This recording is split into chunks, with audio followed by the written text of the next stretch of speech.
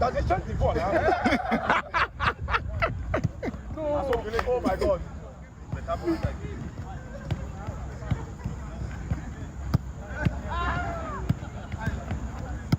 Just the goal outside. Just the goal outside. Don't worry yourself. This one goes. No, we know the time.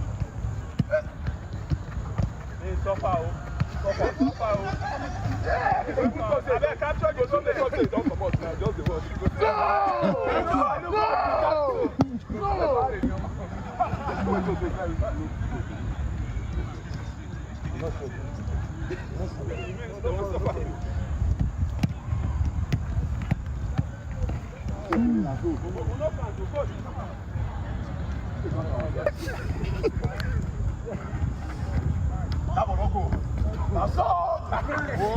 Does it change the ball now? Oh my God.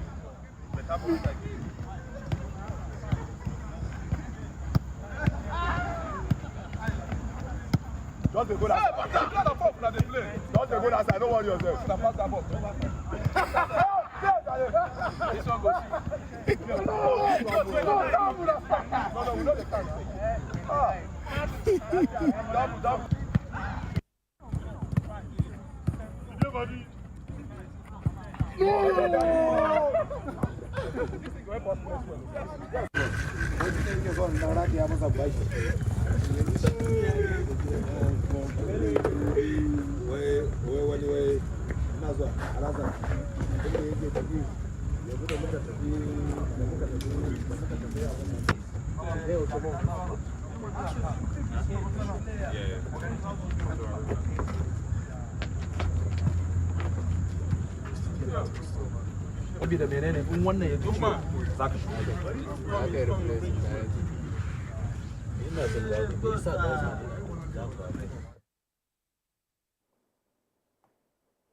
Good morning, Amanda. Thanks for joining us. This is the Matchday 5 encounter in Abidjan today, and the show would be very big to let you know that we'll be talking everything Super Eagles, the possible lineup, the starts, injury worries, fans' expectations, especially Nigerians, and everything you really want to know about a beautiful game. Today is strictly all about Afcon qualifiers talk on the show. Anyways, welcome. I am your host, and you know my name is Kizike. Now, quickly on the show, let's tell you how it's been all the while. Now, moving on, we started the show by showing you some of those training sessions of yesterday. It was like a touch, and it's not on me. It's not my fault. I had to go back and say, yes, I must get to be part of the Nigerian selection today. Which way would go? Not like number 12. Put me somewhere. Put Fisayo Dele Bashiru on the bench. Or maybe it will be. Then you see the schema of the game. I remember Kizike, and that's the reason why I'm coming up with this jersey today, because I believe Nigeria will get the result right. And I told my man before we got on the show today, and I said, if we lose the game today in Abidjan, Felix Buckney Stadium, I would just pull off my jersey and I'll say, no, it's not a Nigerian team. But Troost-Ekong will bring the interview later on. He said something that struck my mind. He said, the Ivorians will support us today. And I was like, you support who? Do you speak French? They said, because we played against them and we gave them a fight. That's not true for me. The Benin guys will speak French for you anytime. Nigeria does not speak French. We speak English. But let's tell you how it starts out now. The Super Eagles of Nigeria know they will qualify for the 35th Africa Cup of Nations final tournament if they overcome the Cheetahs of Benin Republic in the 2025 Africa Cup of Nations qualifying game today. And it's the Matchday 5 encounter in Abidjan. And this knowledge will inform a feisty approach from the first blast of the Senegalese referee, the center man, Isasi, as he takes on the very game. Now, after 3 wins out of their earlier 4 games, the only draw being the Matchday 2 session with Rwanda in Kigali, the Super Eagles are riding high with 10 points, 4 more than second place Benin Republic, who suffered a glitch in Kigali in the first round of the game. Now, a win virtually guarantees Nigeria leadership on the group going into the final day tussle. On the other hand, the Cheetahs, with 6 points, know they cannot afford any more slip-ups following the tumble in Kigali, as they could still be tossed if they lose their last 2 games against Rwanda on 5 and a minimum just of 2 points in their own final 2. Now, even if Libya, with only 1 point, can still leap over Benin Republic if they beat Rwanda in Kigali, the Cheetahs are bombed by the Eagles and the night round the Cheetahs in the North Africa game on Monday. So we wait to see how it goes. Now, the foregoing dynamics will make a victorious 90 minutes at the State Fairless Hopbotney Stadium in the heart of the Ivorian capital. And this evening, 8 p.m., please don't miss the game. With England-based centre-back Simi Ajayi absent as a result of injury, coach Augustin Eguavoen is most likely to start with the rear guard that squared up against the Material Knights of Libya in Uyo last month, meaning Troost-Ekong,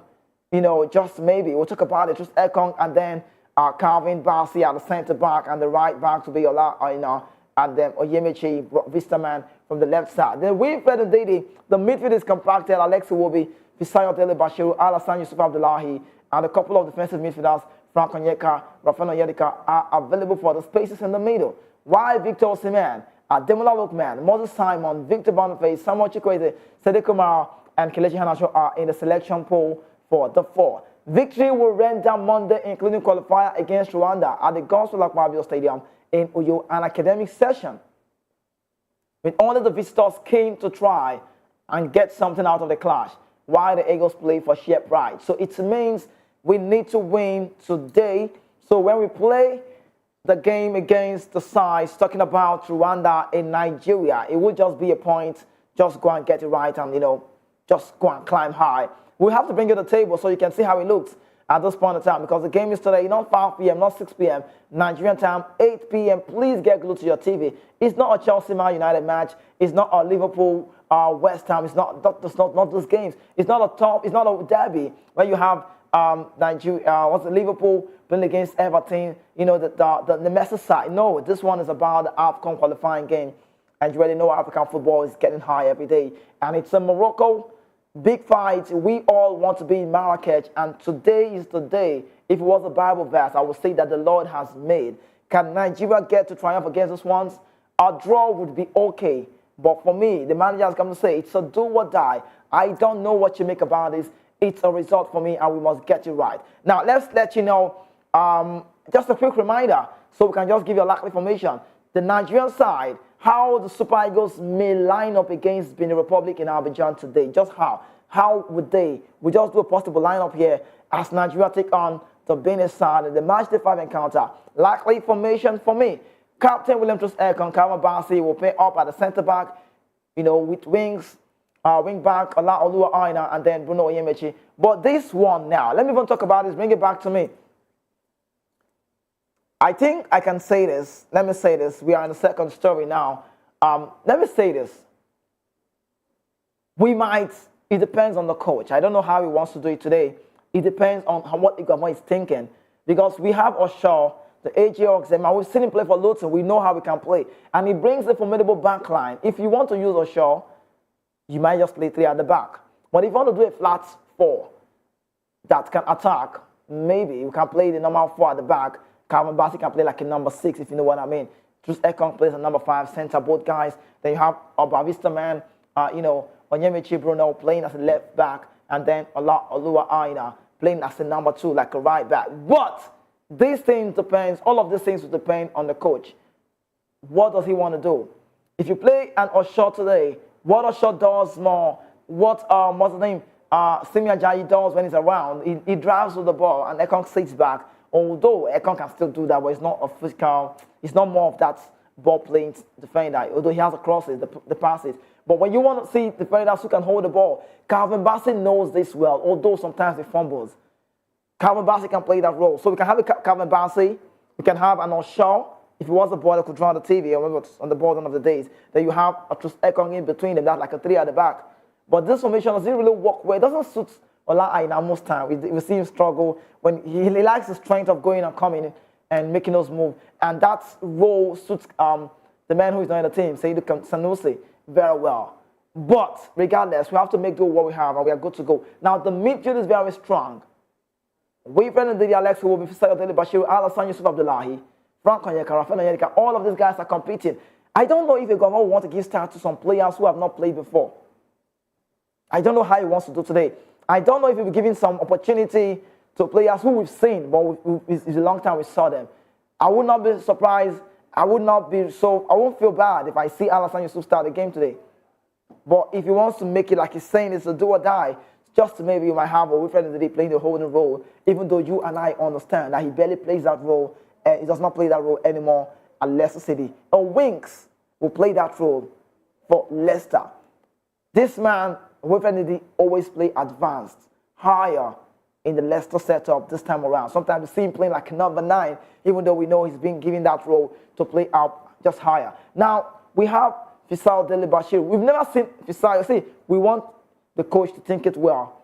We've never seen Fisayo Dele Bashir and it will be in one game. We've never seen it. So it will feel like these are the both number 10s in the team. Then Rafael Onyeka, the club rich man, can play that role, the defensive role. He plays it in the Jubilee Pro League. Every time you watch him play, he's that holding. He can hold it. Frank Onyeka at Augsburg, at Brentford, we've seen him advancing, sometimes playing like a center midfielder. So I don't know how Eguavoen wants to do it. He has a lot of job to do today, knowing fully well that the Benin side are not sleeping either. Now, Victor Osimhen, Ademola Lookman, Moses Simon, Victor Boniface, Samuel Chukwueze, Sede Kumar, and Kelechi Iheanacho are all vying for this position. Now, can I tell you the characteristics of these guys? They are also very hungry. Victor Osimhen, you know how he can poach anytime he gets a chance. The king of African football, Osimhen, remains, and the man to succeed him, hopefully, there's no foul play. Ademola Lookman is very dangerous. The boy is a whole lot of threat. Moise, what's his name? Moses Simon, the Nance man, playing week in, week out every day, is so strong. Victor Boniface, good record in the Bundesliga. He's yet to prove his point, but we know on the very A game, he's a very talented player. Samuel Chukwueze is very dangerous. I could say he's the most dangerous African player from the wing now. I can call him that name. I can say that. Then you have Sede Kumar. You know how dangerous he can be in front of goals. All he needs to do is just find himself in space and time in the box, and he punches that one and gets to score the goal. Iheanacho has got the football sense. So with all of these things, we can work. But let me tell you, I don't know, we can bring you that standing again.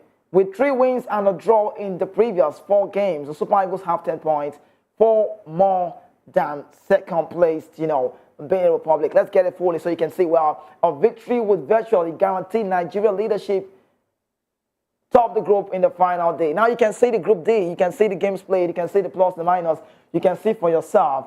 There's no comparison, there's no submission of those very one. You can see Nigeria already clinched on the white color. So Nigeria, Benin, Rwanda, Libya. So Libya can actually spoil some of the game here. The Libya side can spoil something, but 2 sides will make it out. So it's going to be a Nigeria side or Rwanda side, or maybe Nigeria, Benin Republic. Would Nigeria make it to Marrakesh, Morocco? Of course, yes, we will. And I don't see us dropping anytime soon, not even today. Now, let's talk about the team captain before we bring you the interview.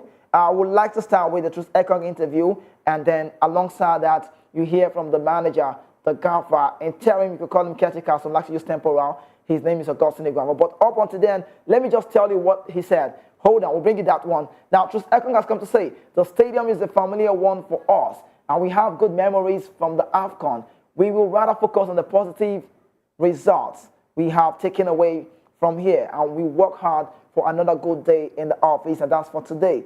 Nigeria Super Eagles are on the verge of qualifying for the 35th Africa Cup of Nations final tournament in Abidjan, Côte d'Ivoire, this evening as they take on the Cheetahs, and that's the Benin Republic side in the game. So we bring you that interview. I will tell you what he said. He said something that I don't think I want to go on with. I don't want to believe. How can Troost-Ekong come out and tell us that? No disrespect to him. He said that the Ivorians today, he believes that they will support Nigeria. His reasons are because we gave them a tough fight. Did we really give them a tough fight in that final? MFA got it right against Pesero, my guy. I don't think it was a fight, you know, even though we know that some things behind the corner, they frustrated us somehow before the game, in like 4 hours before the match, but that's just a side talk for now. We can't talk about it. We can't hold it because it's not holding any water for now. But let me tell you, I don't see the Ivorians supporting Nigeria today. Do you know why? Do you know why? Because we don't. Some might support Nigeria because of the players we have, the big names, the Osimhen, the Lookman, the Boniface, Chukwueze. They see these guys week in, week out, top level football. They are always involved. But if not for entertain, the language could be a barrier. The French, even though Benin speak, there's a language they speak. I can't recall the name, but not really deep French. But they speak French virtually well. They speak well, like literally well. And then the Ivorians and the Benin guys can actually communicate. So why would they want to support the side that would be very dangerous at the Afcon like Nigeria? And also, talk about Gernot Rohr. Big man, and I love the fact that Eguavoen is giving him his maximum respect. He didn't fear him. He's saying, this man knows us in and out. But even if he knows us in and out, what about that? Does it mean you can't trick the team and say we know? You don't know him. See, it's like a master and the apprentice. Somehow I can say that because Gernot Rohr has been here. Now, in the last 2 decades, Gernot Rohr is the foreign manager who have lasted longer in the Nigerian setup. Let's not talk so much about this. Let's bring you that interview, Troost-Ekong, and also, you know, the Super Eagles interim manager, Augustine Eguavoen. This was what they said in the press conference for yesterday. So when you hear them say tomorrow, it means today. Enjoy this one. We'll be back shortly. The last game we played against Benin was in October, if I'm correct, and we won at home. We know Benin is a good team. Gernot Rohr has been my coach with the national team previously for over 5 years. Like the coach said, he knows the team very well. I've played against Benin several times. It's always been a difficult game. But I think here, especially in this stadium, where we have some amazing memories from earlier in this year, we'll be very ready. All the conditions are here for us. We feel at home here in Abidjan. And yeah, I'm confident that we can do the job and qualify by winning tomorrow. And that's what we're going out to do. But yeah, we all know it's going to be a difficult game, so we have to bring our best. But what I've seen so far in training, in the spirit in the camp, yeah, we look very ready for the game tomorrow. This stadium gives us confidence. We felt at home here. I think the Ivorian fans probably be on our side because we made it very difficult for them, but in the end they went away happy. So hopefully we'll have that same support again. And yeah, the conditions are perfect for us. We've been training well, and yeah, looking forward to the game tomorrow. But it's always a very beautiful memory, and I want to add to that tomorrow and have another win game. We've worked with Gernot Rohr for so many years. He was our head coach, very good coach, no doubt. He knows us in and out. He's part of us. And we know him also inside out. We know what he's capable of. But, you know, Nigeria is a country you don't toy with. We respect, we play. The mindset we come into games is to win. But easier said than done. We fight for every ball. We fight for every point. And that's what we want to do tomorrow. In respect to that, Benin is not a pushover. But we will work hard to make sure we achieve our objective. Man, that's Eguavoen, the coach You calling me terrible, man? See, I wore this jersey today because I'm supporting Nigeria. And I like to say I pledge to Nigeria, my country, to be faithful, loyal, and honest. It's not the other worry type. You know this, to serve Nigeria, not that one. This is just what it is. Now, today, the game is right. I have my guest on the show so we can talk this through. Ike, you're welcome. Great to have you join me this beautiful Thursday morning in the city of Lagos, Nigeria. Welcome to the Sports Public Show. Great to have you. How are you doing today? Good morning, Kizzy. Good morning to our viewers as well. So far, following the stories, I must say that I'm expecting nothing but a maximum results. Okay. I want to see the Super Eagles qualify, and then let's see, Eguavoen give other players chance to actually express themselves, in this qualifiers. And then we can now start inviting the likes of Cheetahs to come, show what. I don't understand what you mean. What do you mean? You don't understand. So you're happy Sadio Kumar is in the team now? No, are you not happy? He deserves to be in the team now. Why you go? No, wait. Why you call Cheetahs? I'm saying, I want to see him. You want to see him? Yes, a lot of Nigerians also want to see him. So you know we want to see him? Yes. What I'm saying is that since he didn't get the invites now, we'll qualify. Then we'll play some, I hope to see grade A friendly matches where he'll get invites. And then we'll see him and the likes of, Tosin and other players. So that when we are making our team, most of these players who got an invite here might not even make it. That's what I want to believe, Because a lot of them who are in this part of this setup now might not even get to play these 2 games. You think so? Yeah, no, they might not. You will see it now.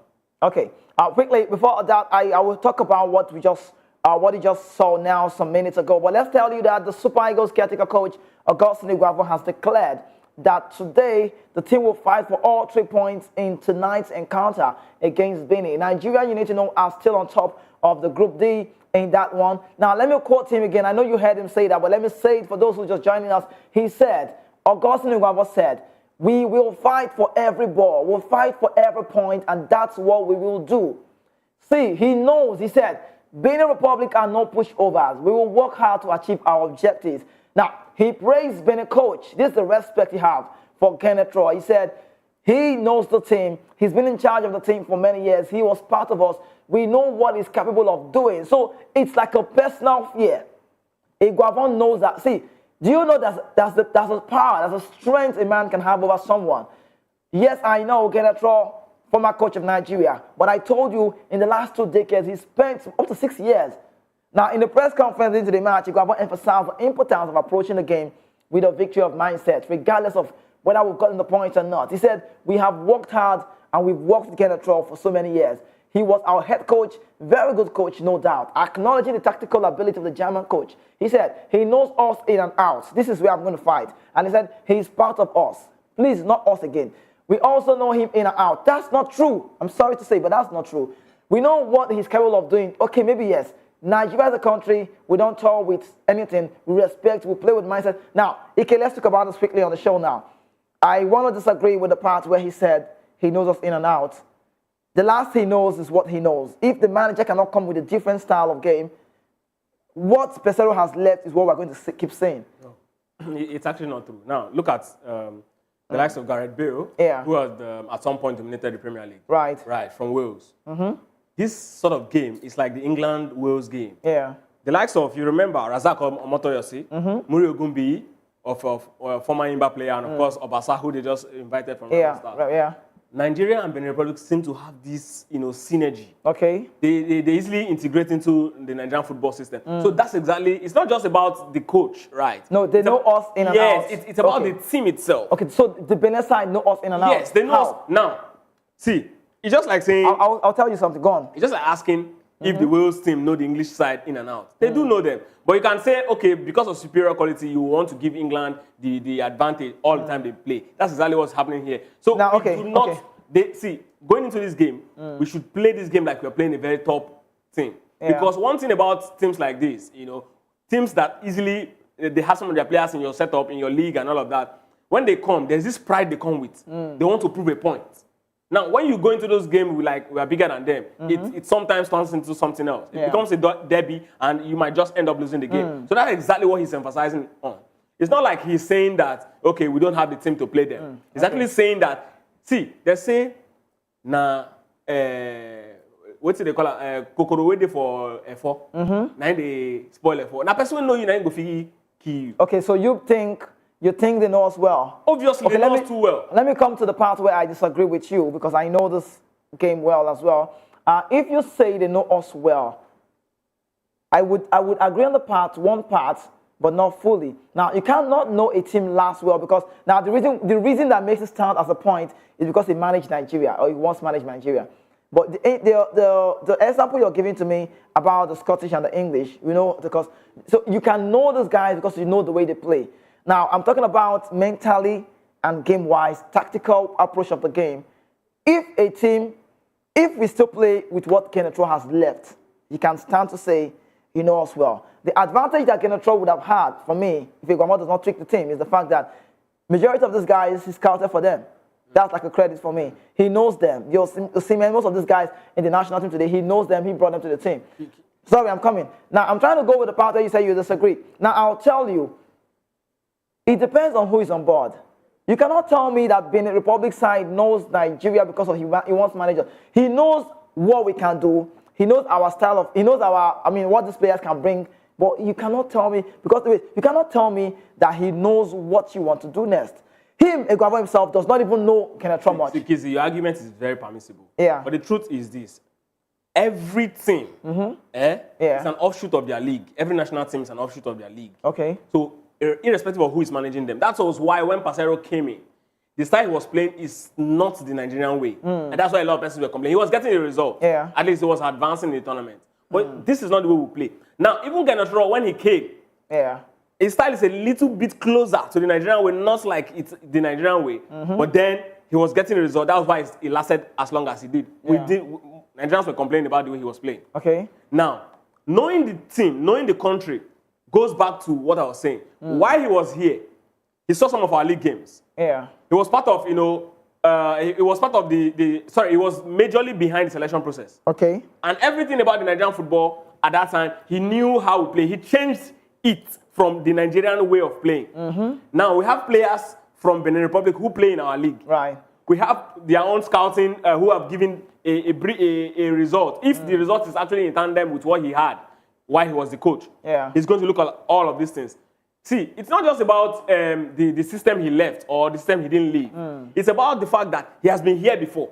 He has seen us. Now, he can actually say something. When you say you know a thing, you can actually say, at the top of my head, I know this guy's mental capacity. What you know, that's my point. What you know is the capability of the team. See, the capability of the team does not stop at what happened on the field. Exactly. It transcends that. It has to do with mental capacity. Now, you agree with me that Gernot knows many of these players mentally. Yeah, true. He knows what he can say. You know what? Do this to this guy. It's going to trigger him. Right. And he's going to be off. No, on that part, so all of this, exactly what he was saying. Exactly what he was saying. I get that point. But my point is the part where Eguavoen has come to say he knows us in and out. I also know him. See, it's not an interchange thing for me. You might see. My point is this. Get me right. He knows Nigeria because he's scouted for these guys because he knows what we can do. But not to say that he knows how we will play today, not to say that he knows how we're going to get the result right today. Not to say that he knows this. See, I tell you, when I started the show, I was saying something. He might not know the style that we're going to approach. That's the point I'm coming from. See, the style you play. I understand what you're saying psychologically, the team general. Do you know you can have the best style? You can even have the Pep Guardiola style. But execution might be a problem. Exactly. Right. Now, the execution is what he knows. How these guys are going to execute. He knows their mental capability. He knows how they'll definitely come on. I cannot tell you that he does not know it all. No, you can't know it all, definitely. Yeah. I see. It is not just it is not a one-way thing. Eguavoen also know him. Nigeria. See, Eguavoen also know him. Do you think we know the Benin side very well? We do. Very well. Exactly. That's what I'm saying. You think we studied that? We know them well. We know when they're coming out to play today. We played them very, very well. Even Eguavoen know who Gernot is. I know. You know how he's going to approach the game. But this part of Eguavoen saying Gernot understands Nigeria and knows Nigeria in and out should not be dismissed. Yeah. No. I'm not taking the words, but I'm just saying it doesn't stand. It doesn't hold enough things. No, it does. It absolutely does. Do you know why? Let me tell you. See, let's not deceive ourselves. Right. These people are fear factors team. Nigerian football, African football is growing. And now we can see teams like South Sudan beat Ghana. The game is changed entirely. It's no more like you say it's Nigeria being a republic. The last time they won us in Ivory Coast was 2-1. Do Did we ever see that coming? Okay. We never did see that coming. This is a team you said you know. No, this is a team you said you know. No. See, you can know a team and still lose. No, I'm just saying. See, let us not deceive ourselves and stand out and say because we know them or they know us. That for me is not the point. Okay. He knows. I just gave you the reasons why I feel he knows us, but it's not to say because when you read this or when you hear this, it sounds like you have to struggle to get a result today. It is what it is. You have to struggle to get because as this round is right now, right? Benin Republic is also looking at qualifying. Definitely, you know. They know that a draw is a very good result for them. Yeah. A good result for them. So because Rwanda is chasing as well. So what happens if they come into this game and then look for a draw? Okay. Let's go with that. And then the 88th minutes and then they get the goal. Okay, so let's see how it goes. But do you think you're going to try the fear factor today? No, it's actually not about... Is it a fear factor? Because you said... Okay, yes, of course, to an extent, it's a fear factor. We should respect... To what extent? See, we should respect... No, see, we should respect. Let me tell you something. Let's take it back to the foreign thing. Okay, see, this word respected, we know this press conference thing.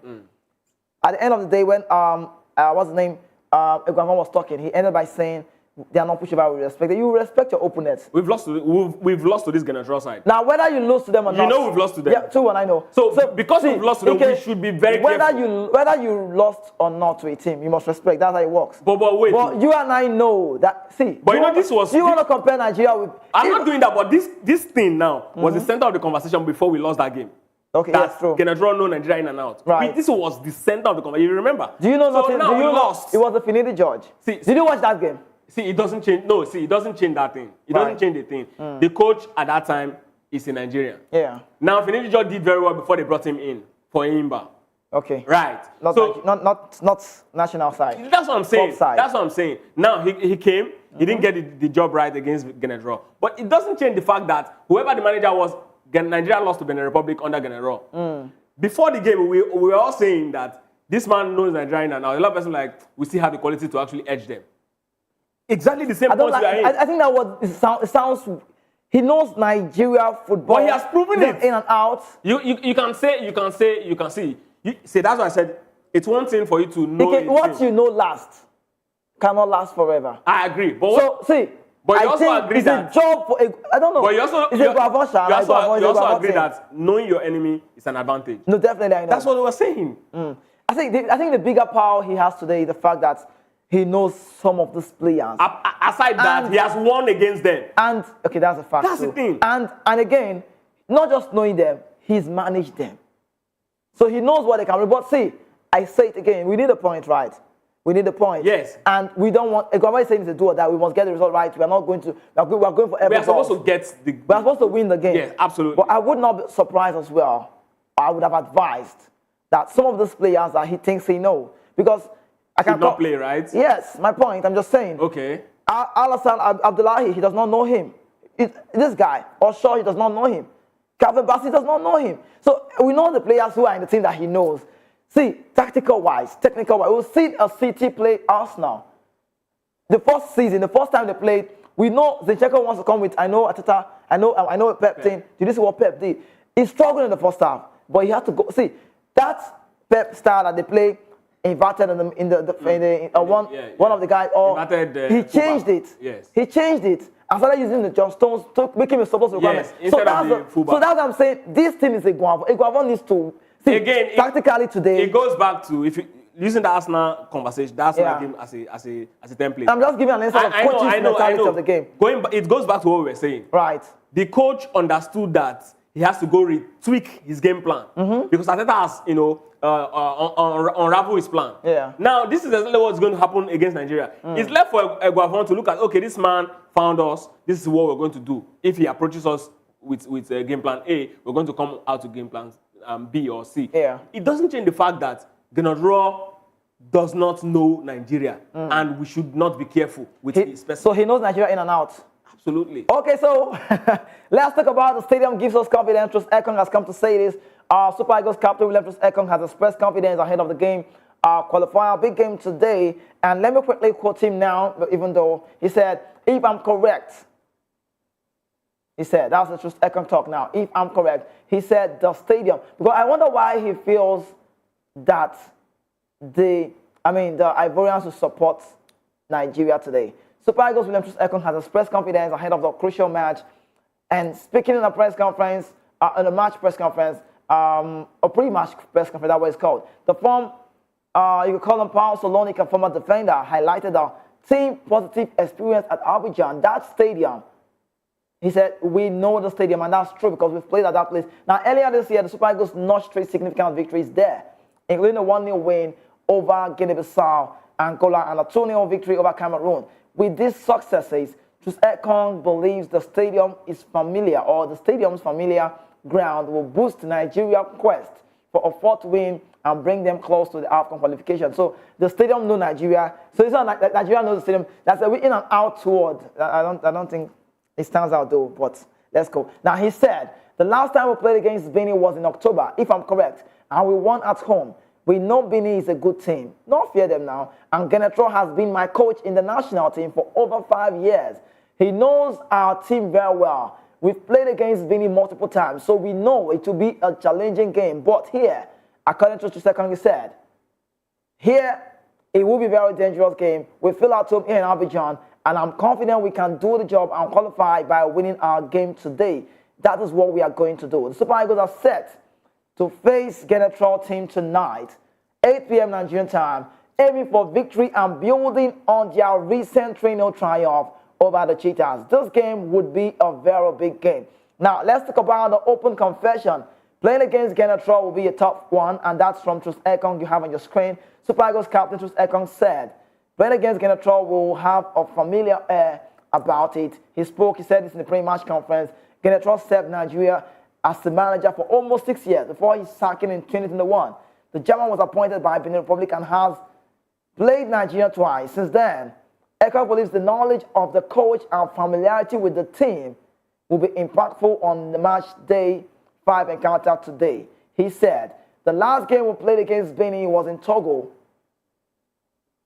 Okay, it's Abidjan. If I'm correct, so he's trying to correct. Now, okay, let's talk about this. Do you think, because Troost-Ekong knows what Gernot can do, is there a possibility that Gernot can win today? Benin side can win today? Yes, of course. There's a possibility. If it's a possibility, yes, that's a possibility. That's. Do you think they will win? Football, do you think they will win today? Do I think? Yes. No, I don't think. But if you ask if there's a possibility, yes, there's a possibility they can win. So if you are to say you want to put the bet on this, who would you give it to? I think it's going to be a Nigeria win or draw. Are you trying to be sentimental, or you're trying? I'm not Nigeria trying, what? Nigeria win or draw. No, because we need at least a point. Oh, because I see the Beninois coming into this game with a defensive mindset. And you know how Gernot's side is very difficult to crack down. Yeah, very hard to break down. And that's why it's very dangerous. If they get a goal before us, it's going to be difficult for us. So that's why I said it's a Nigeria win or draw game. Again, going back to what Troost-Ekong said about the stadium familiarity and all of that. Yeah. Yes, it's a very, very big factor. You cannot take it away in football. A ground you've always had victory is usually going to be a morale booster for you. But again, going into that encounter with the Beninois, there's something you are really going to look out for. The Beninois are actually French. Yeah. Right. And these francophone countries, there's a way they actually kind of support themselves. And we've seen that in CAF awards. Yes. Now you're coming close now. Yes, we've seen that in CAF awards and so many other things. But then again, you ask yourself, the support we're discussing here is going to be on the field. I can tell you that day that apart from the Ivorians that will be on the stand. What day? Today? Yes, today rather. Tonight. Apart from the Ivorians that will be on the stand, I can tell you that the Beninois will not outnumber the Super Eagles and the Nigerians on the stand. We have what do you mean? Many Nigerians. Yes. Oh, Nigerians so let's talk about those at home, the Ivorians at home today. They will be watching us live. Do you see the Ivorians supporting Nigeria? Yes, I see it for 2 reasons. Okay. The first reason is the fact that we lost the Nations Cup to them. There's never going to be a bad blood. Right. You remember what happened to Messi after he won the World Cup? The whole French environment became so hostile for him. It is one of those things. We didn't win the Nations Cup, so there's no bad blood. Right. They'll see us, okay, they've been supporting us, remember, all through the tournament till we got to the finals. Right? So it's not going to change. So you don't think the Seals are threats? No, we are even though they know No, this is just a Nations Cup qualifier. Not to call it just, it's big. No, I'm saying this is just a qualifier, not the championship itself. I know. Right. So going to these qualifiers, we are not actually a threat to them. They want to see us in the championship because we are one of those teams that they will like, okay, let's watch Nigeria if we are not playing today. Right. So because of that, and of course we have players who they kind of like. Because Sime, who is who idolizes Drogba. Right. So all of these factors would definitely make us have, the Ivorians on our side. It might not be the entire Ivorians, but I'm so you don't see the language thing as anything today? No, I'm not going to. You don't see that? Okay. It won't play out because I see if they have 10 Ivorians on the stand, I'm going to say we're going to have about 6 of them supporting Super Eagles. Okay. All right. Let's go to our legends. I love to bring this one to you because I like this because most time some of those players who have decided to play for where they were born come out and tell us lies because they are not opportune and they say this. But Troost-Ekong is coming to tell us about their legend switch. Why I chose to play for Nigeria other than the Netherlands. I think he's being truthful here. Super Eagles captain William Troost-Ekong has explained why he opted to play for the national team of Nigeria over the Netherlands. He was born in Harlem. The defender chose to defect from the Netherlands to Nigeria, where his father hails originally from. Now, according to the former Watford star, he made the decision after a telephone conversation with the late former Super Eagles coach of blessed memory, Stephen Keshi, who was coaching the team at that time. The 31-year-old player in a friendly match for his country of birth at under 19 and under 20 level before taking the opportunity to represent Nigeria following the discussion with Stephen Keshi. Now, when asked, why did you choose to play for Nigeria over the Netherlands?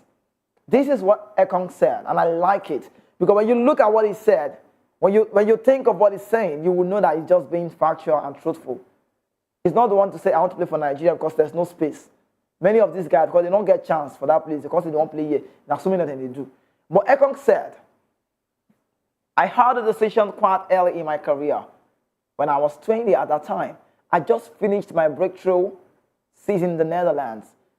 First year of playing probably 30+ games in the Eredivisie, which is the highest league in the Netherlands. And all of a sudden, I like his story. He said, I got a phone call from Stephen Keshi, late Stephen Keshi, who was the coach at that time, the ex-captain and ex-player of Super Eagles. You know the story. He said, so I was quite blown away when he called me just at the starting of my career, at the start of the season. I had played for the Dutch under 19, under 20. So, see, this thing happens. When you play for the under 20s, 19, 17, 14, 15 of some countries where you are eligible to play, like Lamine Yamal is eligible to play for like 3 countries. Some of these guys are like that. Zlatan Ibrahimovic, eligible to play for like 2 to 3 countries. So some of these guys find themselves in space. Now, Eberechi who's currently playing for England, played in that level. Victor Moses also played in that level, but at the end of the day, he chose to play for Nigeria. Now, why I love the Ekong story is because he chose to play for Nigeria at the young time, the young age. And he said, but there was no real perspective yet for me at that point in the Netherlands first team. Let's take a look at the national team of the Netherlands. No disrespect to Troost-Ekong, but where does he want to play? No space. If you try to go to that right side, Dumfries will not let you. Frimpong is there. You know he's not a center, he's not a right back. Now, let's take it to the centers. There are a lot of them out there. Virgil van Dijk, world-class player. Martins de Ligt, world-class players. These guys are strong. And they're playing good football, so there is no space. And he said, this was the only tangible option I had in my career. The choice was between trying to progress and later in my career, maybe have a chance to play for the Netherlands or have a chance now to play for the Super Eagles, who were kind of going through a transition stage where a lot of defenders at that time were a little bit older. And it's true. At that point, our center defenders were getting old. He said, so I knew that they wanted to make some changes there.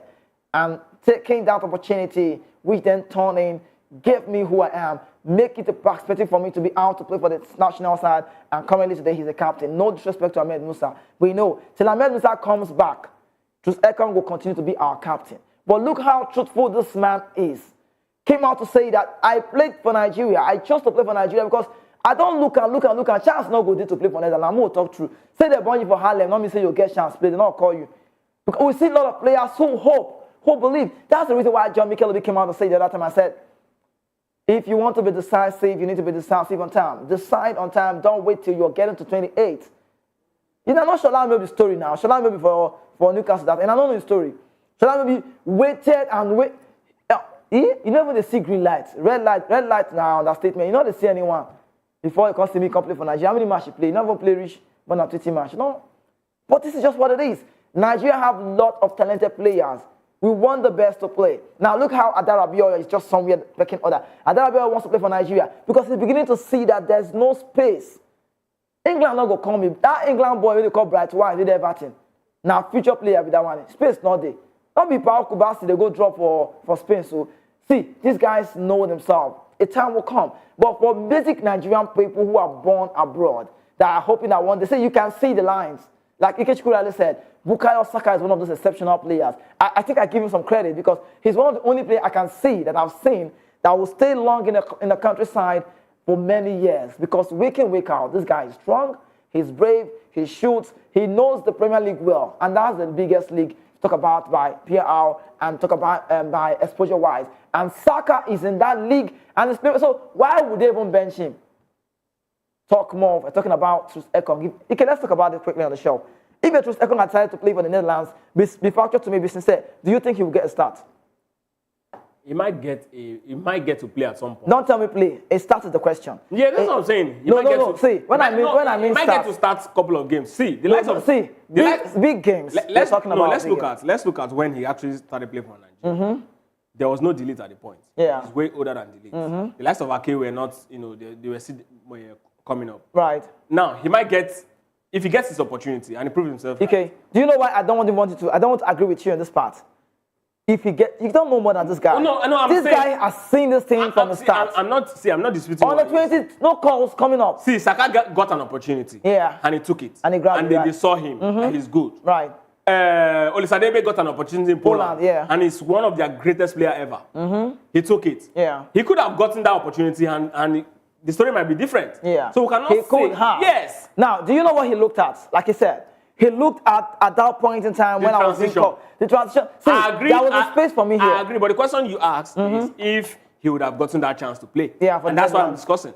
If he had gotten that opportunity, he could have. Do you know that the Netherlands guys, these people do academy very well? Do you know that? He was now, in his breakthrough season. Yeah. Up till the Olympics he played. 30+ games, yeah, I know. Up till the Olympics he played. He showed that he's got quality. I know everybody knows that. Why not? If they had given him a chance with a big, more exposed defender beside him, he might have given himself. I like to ask you this question because we can see from a distance. And I ask again, if Troost-Ekong was in the national team of the Netherlands and the way in the national team of Nigeria, which one would have done him more? Or which one would do him more? Okay, we only discuss what we can see. So yeah, exactly. We only discuss what we can see. Yes. So what I'm saying is. Tell me this one. See what? Tell me this one. It's difficult to tell. No, how difficult? You know why? You know why? He didn't wait. If he had waited, say until 25, 26, and he didn't get a chance, say what you're saying then. I'm saying based on what we are seeing, we can see the Nigerian call-up gave him a better platform. True. Right. But I'm saying if he had waited, the story might have been different. Can I tell you that Adara Bioyo in the national team of the English side is waiting? See. No, let me give you an example. Now, you see the availability of a player wanted to play for a countryside. Now, this man, Adara Bioyo, has seen it all from because these guys are in the position more than we are. See, he has seen it. Do you know why Adara Bioyo might not even get a start? Where? Why? Do you know why? Where are you talking about? Nigeria, Ghana, or England? England. No, okay. England now. Do you know why? Because the Man City, he came out from the academy as one of the standout players. He failed, he couldn't break into the first team. Right. And that was the problem. If he had cemented his place as Man City first fullback and centre back, there's no way under heaven that England would have looked away. You know that, right? But we've seen players. Because it is the same Arsenal. No, don't tell me. Is it because of a City team? Is it because of a City team? Yes, because they're the biggest team in England. We've seen players who a lot of things are happening. You agree with me? Saka's platform today is because of Arsenal. But I think I love the part. I would not just Arsenal. It's because of Arsenal. If Arsenal didn't give him a chance to play regularly. Do you know why I would say it's not just an Arsenal team? If Saka were to be club side will help, but club side does not guarantee a lot. No. See, Saka took his chance. Exactly. Because Arsenal gave him the chance. Let's be realistic. Harry Maguire, when he was on fire, Fikayo Tomori, when he had his time in Chelsea, he played some good games. Couple of games, did so well. At some point, they felt like Fikayo Tomori should have made it to the Euros that's Euro 2020. Do you understand my point? Of course, they didn't look his way. Was playing for Chelsea, big club side. So sometimes it's just about the opportunity. Like I think the word I will go with is the part where Saka took the chance. Because but if Arsenal was available. Just club side. No. The big C. He helps. One thing they'll look at is the big team you're playing in and how regular you are in that club. If Saka were to be, I was telling someone the other day, I said, if Saka were to be a City player, there's a chance that he won't get this opportunity he's gotten in England. You know why? Why? He would have struggled with Mahrez. Okay. And that's exactly what's affecting Foden. All right, so let's put it, but Foden is still world class. Because Foden, we know, is a natural number 10, not a winger. All right, so let's move on. Let's talk about the Benin side today. Please don't miss out. The game will be coming your way, and it's 8 p.m. Nigerian time. But one man is very, very optimistic. His name is Benin Republic captain Moni. Steve Moni is optimistic that the Cheetahs can record another famous victory over the Super Eagles. The Cheetahs defeated the Super Eagles 2-1 at the Felix Hoprite Buckner Stadium in Abidjan in June. So he said, we can get it right if we can win other teams. He said, I recall when I was playing in the Ligue 1, and he still plays there. He said, we played, and I was a state rest, so came out and played against big sides. So why can't we get the result right? I'm talking about Steve Moni. He scored the other time against Nigeria. He's a big player. He's got the ownership. This guy is big. Yeah. He's good with the balls. He knows how to do the downs and the rest of that. Do you see Steve Moni scoring today? Let me not talk about winning now, scoring personally, because if he scores a goal today, then maybe. I think whether he scores or not really is of less importance. Is it a threat? Provided it is a threat. Right. Provided we win the game or we don't get to lose the game. Whether he scores or not is of less importance. Yeah. But Stephen Moni is not bigger than the attackers our centre back facing. Okay, I know you want to go there. Okay, let's really go this way quickly. We need to run away. Our time is up. Let me ask you this: who should start for Super Eagles? Is there a player who you think should be a starter, a starter? In this particular game? Right. I think we need Ndidi. Of course, Troost-Ekong. Okay. And of course... okay, just call call 5 key players you want to start today. Just 5 key players. Ademola Lookman. 1. Osimhen. 2. Wilfred Ndidi. 3. Stanley Nwabali. 4. And Troost-Ekong. And Troost-Ekong look very vital. And let's go. What if Sadiq Omar gets to start today? I'll be happy. You'll be happy? Yes. You just joined them, not late. Because he's going to shut people like you up. He's going to shut me up. Okay, so let me ask you again. Should Eguavoen give some newcomers a chance today? Yes, of course. If we get, if we're leading after halftime, of course, I think from 60, 70 minutes they should come in. Okay, so after this phase, what's next for Eguavoen? What are you expecting next for Eguavoen? Let's qualify first. Then we'll discuss what we're expecting from him. Okay, we need to go now. Are we good to go? That's the question out there. Yes, it's time for us to call it a close on the show. It was so nice having a kid just do this with me on the show. So, prediction for the night's game, 8 p.m. 2-0. 2-0 Nigeria win. Yeah. I will not ask you who scored because you might tell me Sadiq Omar. Thank you so much, AK. We'll do this tomorrow for the Pigeon Show. I need to go. Thank you so much for doing this with us. You're still watching The Voice of the People TV, and this is the Sports Public show that comes your way every weekday. Tomorrow will be a Friday. I will take it back to speak Pidgin. That's what I love to do more. But at that point, up until then, we'll come again. But guess what? I'm wearing a Nigerian jersey. I could say, kiss the badge when the time is right. And I hope we get the result right against Benin tonight. My name is Kizzy K. A lot of people are waiting for this very one. I can say this. I'm your host and the only man. I'll see you tomorrow.